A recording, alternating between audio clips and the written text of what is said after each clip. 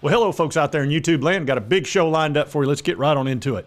All right, folks, we're going to talk about Florida being under investigation by the NCAA, and also Caleb Downs going to talk about his choice, where he decided to go. But, man, I woke up this morning, had another almost half an inch of snow out in front of my house, and I didn't have to go to work again.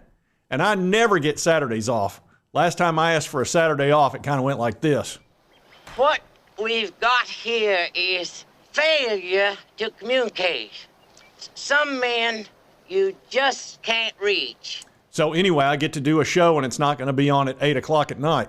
Anyway, let's talk about Caleb Downs. Now, this is a young man. He was a freshman last year for Alabama, 5-star, #1 safety in the country.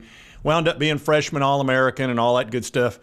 Had 107 tackles last year, 2 interceptions, and a partridge in a pear tree. I mean, it was ridiculous. And we had to face him, of course. And I expected him to follow T-Rob, which is the defensive backs coach that Kirby Smart went in there and plucked out of Alabama. But instead, he has chosen Ohio State and Ryan Day. And I can understand why.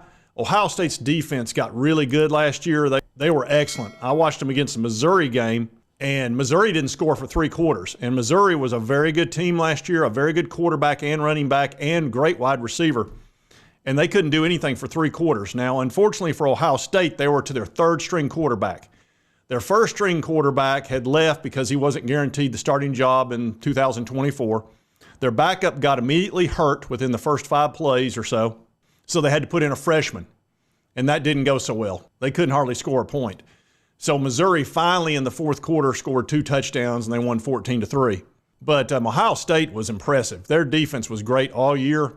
And they have a new offensive coordinator they brought in this year, which is Bill O'Brien, which is normally kind of the kiss of death for a head coach, because if you bring in an offensive coordinator and you give up play calling duties, that's usually a Hail Mary, because people are getting ready to fire you. Now, Ryan Day has won a ton, over 90%. But this is Ohio State, where if you get that job, you're supposedly born on 3rd base. I think he's a fine coach, a great recruiter, and he kind of got caught up in this whole sign-stealing mess with Michigan, lost a couple of games in a row there, probably because of that. It's got to be America's team. Now, he didn't lose that game this year because of that. It was 2 interceptions that really hurt him. And look, Michigan was tough, man. They bullied a lot of teams. So obviously, I've still got my eye on Michigan and seeing what Jim Harbaugh is going to do. And I'm leaning towards thinking he's going to go to the NFL because the money's actually better, believe it or not. And he doesn't want to deal with the NCAA mess. And we're going to be talking about NCAA later on this video. But Caleb Downs picking Ohio State is great for me as a Vol. I love it. Now, the perfect scenario would have been had he picked the Vols. But unfortunately, we weren't in the mix of that. It just wasn't going to happen. Our secondary it stinks. Our secondary is our weak link. You are the weakest link. Goodbye. And I'm hoping it improves this year. We basically got rid of every secondary piece we had, 7 guys left, and we brought in a whole new crop. Some of them are freshmen and sophomore that have been there a couple of years that are 4-stars, but we'll see how it plays out. We brought in a couple of portal guys, but if our secondary isn't fixed, we're not going to win any big championship. And we're good everywhere else. But he has made his choice. And here's the nice thing about it. We don't have to face Caleb Downs this year. If we do, it'll be in the playoff, which is fine. Not at Georgia, not at Alabama. That guy is a nightmare. He is a wrecking crew in the defensive backfield and an absolute difference maker. So, and he's only going to be better this year. He's going to be bigger, stronger, probably a little fat. He's super fast.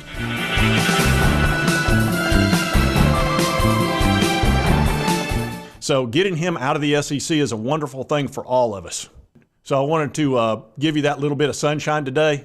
Now we're going to talk about my nemesis, the Florida Gators. Now, I've not talked about them in weeks, and partly because there hadn't been much to talk about. They didn't make a bowl game this year. They've had 3 losing seasons in a row.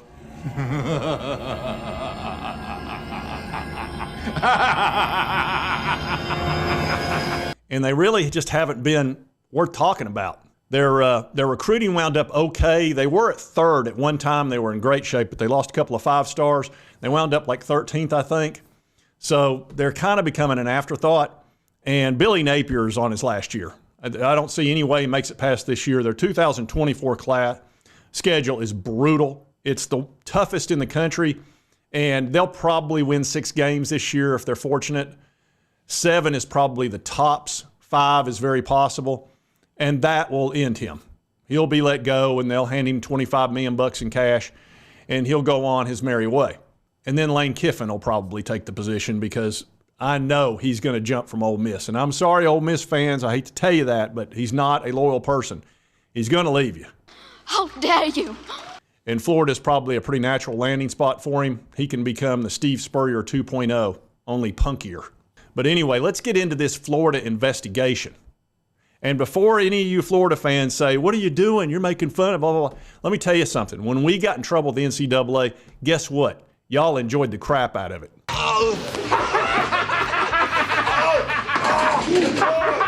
That's right. So I might enjoy it a little bit myself. And this is in Yahoo Sports by Jack Baer.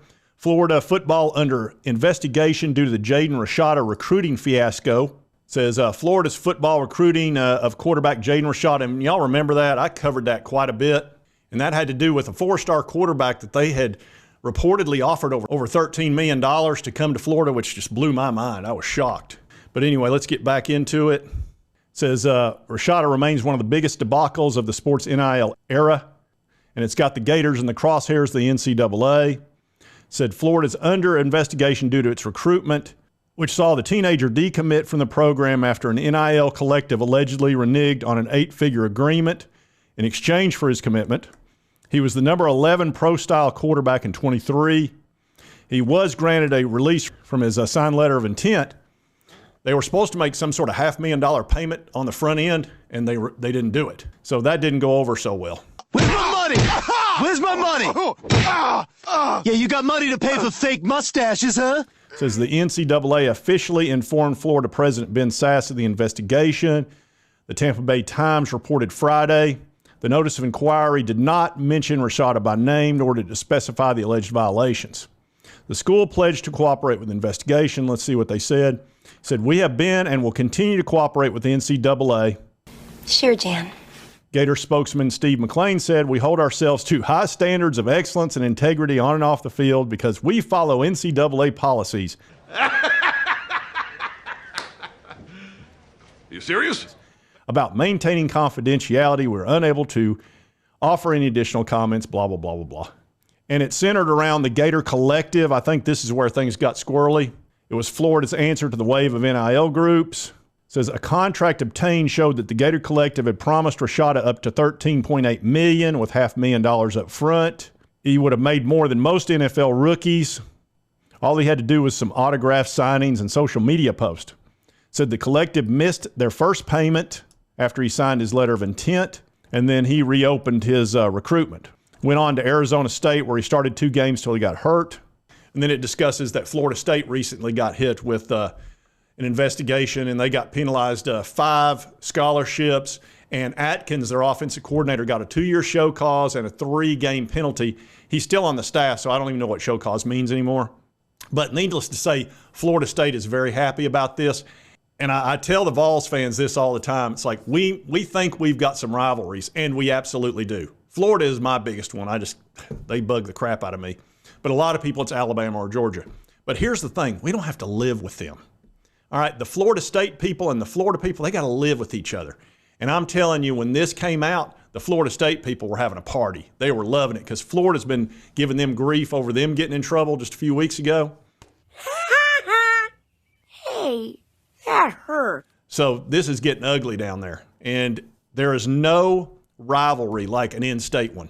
Ask South Carolina and Clemson or Auburn and Alabama. It's just different. When you've got to live with those folks, the animosity is at a whole nother level. So we'll be watching this very closely. Look, if Florida State got a 5 scholarship reduction, and I think they got like a $500,000 fine when you add it all up, this will probably be quite a bit worse, I would expect. And, oh, by the way, one thing I did, I covered this quite a bit when it was actually happening. I actually had broken into the NIL, which was not easy. That Gator Collective, man, I'm telling you, they had the security. But I was able to get in there, and I got the actual contract, and I've shown it to you before, but I did dig it up, and I'll actually show it to you. Right there it is. And you can see it actually had the Florida logo, so you know it's real. But, yeah, they owed him $13 million, and they never did pay him. And I know what you're thinking. Why did you go to all that grief to get that contract? Because it's Florida. I wanted it. Hello? So, and I wanted y'all to see it. So look, it's official. It's real. And, you know, they got problems down there for sure. So if you like this content, be sure to hit that like button. Lets me know to continue to cover all these goings-ons. And I may do something on George McIntyre. He's declared his decision date. I may talk about that a little bit later today. But anyway, if you've not subscribed, it's on your right, my left. Hit this little button right here. I would appreciate it. And right over here's the most recent video. YouTube thinks you'll enjoy. And we'll see you next time on Sports Talk Jay.